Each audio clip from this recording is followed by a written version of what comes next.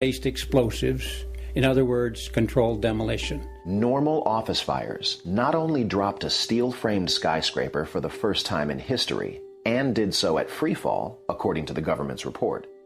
They also burned hot enough to create the molten metal observed at Ground Zero. You'd get down below and you'd see molten steel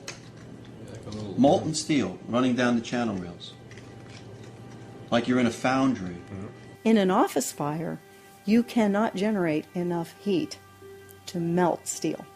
So if you have a flame at 750 degrees, you can hold that flame under a steel beam forever, and you'll never reach a high enough temperature to bend steel, let alone melt it. First of all, let's go back to your basic premise that there was a pool of molten steel. Like lava. From a volcano.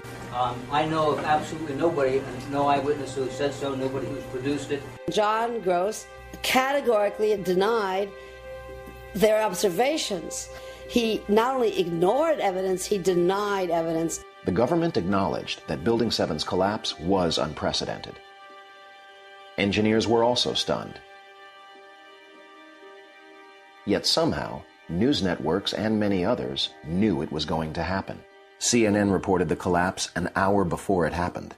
We are getting information now that one of the other buildings, Building 7, in the World Trade Center complex is on fire and has either collapsed or is collapsing. And a few blocks away, Keep your eye on that building. It'll be coming down. Building is about to blow up. Moving back. Now, more on the latest building collapse in New York. The BBC even reported the collapse in detail live from New York over 20 minutes before it happened, with Building 7 still standing in the background. Immediately after Building 7's collapse, FDNY Lieutenant David Rastuccio had this to say. We had heard reports that the building was unstable and that it eventually would either come down on its own or it would be taken down. CBS veteran anchorman Dan Rather and others also had their first impressions, which were only broadcast on that tragic day. For the third time today, it's reminiscent of those pictures we've all seen too much on television before, when a building was deliberately destroyed by well-placed dynamite to knock it down. And I turned in time to see what looked like a skyscraper implosion. Looked like it had been done by a demolition crew. The whole thing just collapsing down on itself. You don't need to be an engineer or an architect to see what happened to those buildings. The most obvious hypothesis for anyone looking at the films is that the buildings came down because there was very carefully controlled demolition with high explosives that had been planted weeks, if not months, before. 9/11 claimed thousands of lives and touched millions more. It led us into 2 wars and was used to scale back our civil liberties and invade our privacy. But many people are beginning to question what we were told, and we are demanding answers. So how do we do it? We find our own voices and then we raise them together. There's been hatred, there's been fear, but there's been no justice for the people who were killed on that day. We must have an inquiry to find out what really happened. The official accounts of 9/11 are false. This is so important that you've got to put your usual sources on hold for a while. You take it slowly, just slowly digest it, slowly accept it. When the most likely hypothesis in the case of Building 7 wasn't even mentioned. They didn't talk about Building 7. Nobody mentioned it. And it wasn't hit by planes. So why did it go down? What I want to persuade you to do is look into it, right? And make up your own mind. Rethink 9/11. Rethink 9/11! Perth, Australia supports. Rethink 9/11! Join us and millions around the world who are now learning about the evidence and uniting to rethink 9/11.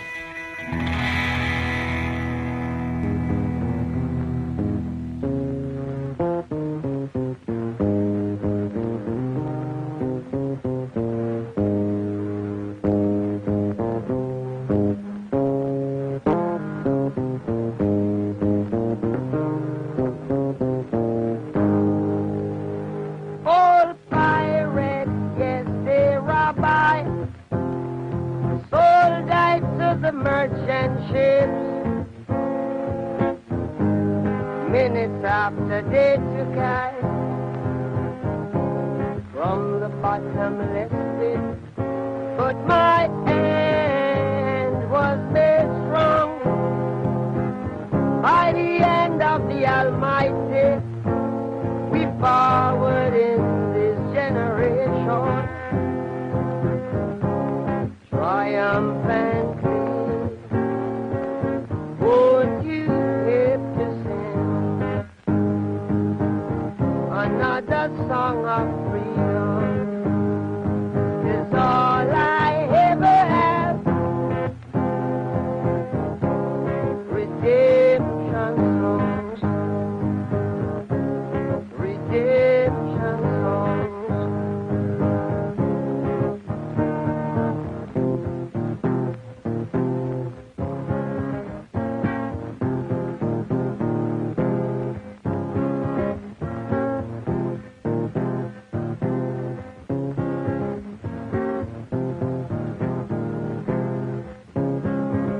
Emancipate yourself from mental slavery. None but ourselves can free our mind. Have no fear for atomic energy, 'cause none of them can stop the time. How long shall they kill our prophets while we stand aside and look? Some say it's just a part of it. We got to fulfill the book. Won't you help to sing another song of freedom? 'Cause all I ever have, redemption song, redemption song, redemption song.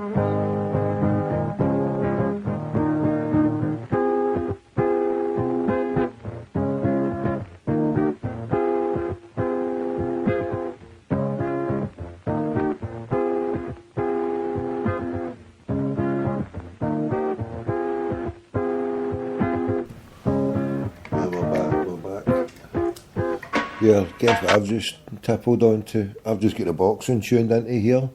I'm watching, on the undercard, I'm watching Orlando Cruz against Orlando Salido. So it's a battle in Orlando. The battle for Orlando. Salido wearing silver shorts with blue trim. Cruz with a multicoloured skirt almost, it looks like a skirt. He's got a multicoloured kilt, Orlando Cruz, and his face looks badly swollen from when I turned it on there. This is on the undercard. This is the undercard of Timothy Bradley defending his WBO welterweight title against Juan Manuel Marquez at the Thomas and Mack Centre in Las Vegas. So this is the undercard, and we're in round 5, 53 seconds to go of this, the 5th round. Just tuned it in. Jim Watt commentating. I think I'll have to knock up a wee espresso. We're here all night, it looks like. We'll have to get the DVLA people back on.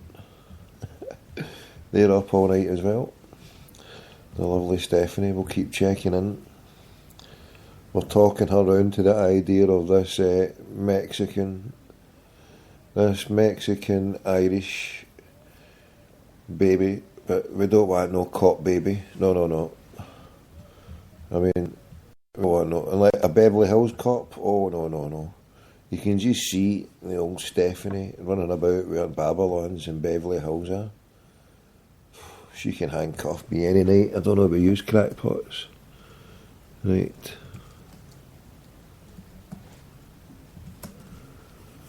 Imagine. She wants to be a cop.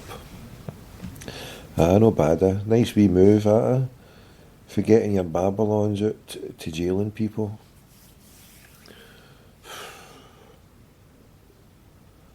That's a big jump in it. That's a heavy jump. Let's get down there. You're having a giraffe. She's having a laugh, isn't she? This guy's face looks badly cut. So does his as well, both of them. He's holding a swab right across to the left corner of his eye.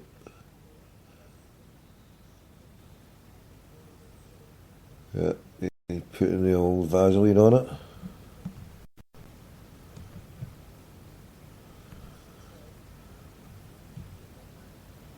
Well, Gru's left peg put one on there. I'm just looking through that last one. Let's talk conspiracy. Let's phone the USA.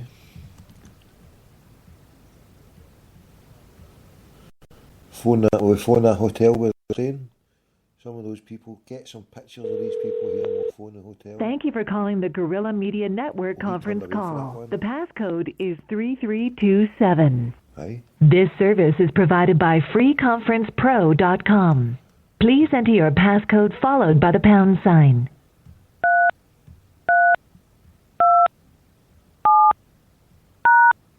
The host has not yet arrived. You will hear music until the host arrives. Who's he fucking get business here? Right, look at us here.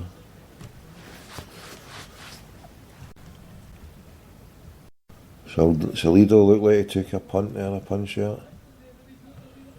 Right, who's all on there? What's happening? Edo, what a tune. Not a problem, Shelly boy, not a problem.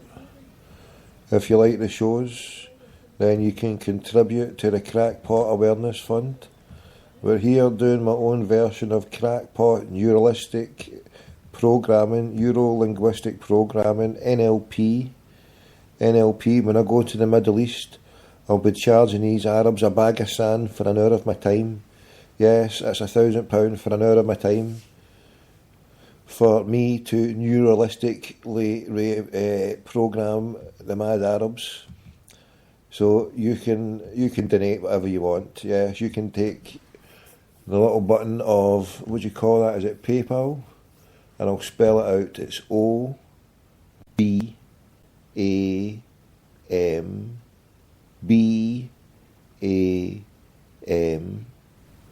at rocketmail.com. That's my PayPal, and I'm sitting here 24/7. Well, I will be soon. Once I get my full-time office in play, I could just flick a switch, 24/7 radio. But it's all about money now because I ain't working. I'm sitting here full-time retired now. I was semi-retired, but as you can see, this is a Saturday night. I ain't out taxiing anymore. The taxi has been retired. I dabbled with part-time retirement and it just wasn't good enough. I needed full-time. This capitalist system can swivel. Get my two fingers right up at the capitalist system. I refuse to bow to the capitalist system. So now I'm doing my own form of propaganda. And if you want to fund this propaganda to the planet, if you want your reward in heaven like I do, increase the peace, fight the power, tell 10 to tell 10. Join the crackpot revolution. Tell the banks where to go. Tell the police state where to go. Tell Alex Salmond. He's a trumpet, he's a half-wit, he's full of shit. Yes, and you can do it through me, through a crackpot. If you don't want to phone them, I'll phone them for you. And you can pay those calls.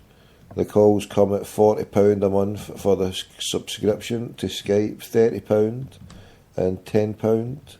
And then the old Spreaker, I think it's at £13, $19.99 $19.99, there you go. All in, 52 buyers to run a lovely little radio service.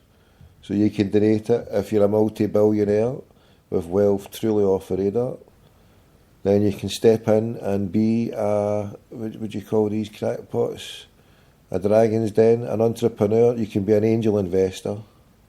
You can be a Los Santos, Los Angeles investor. Come and invest your cash here. Come ahead. Come on. Invest it. I'll give you penny shares. You want penny shares? I'll get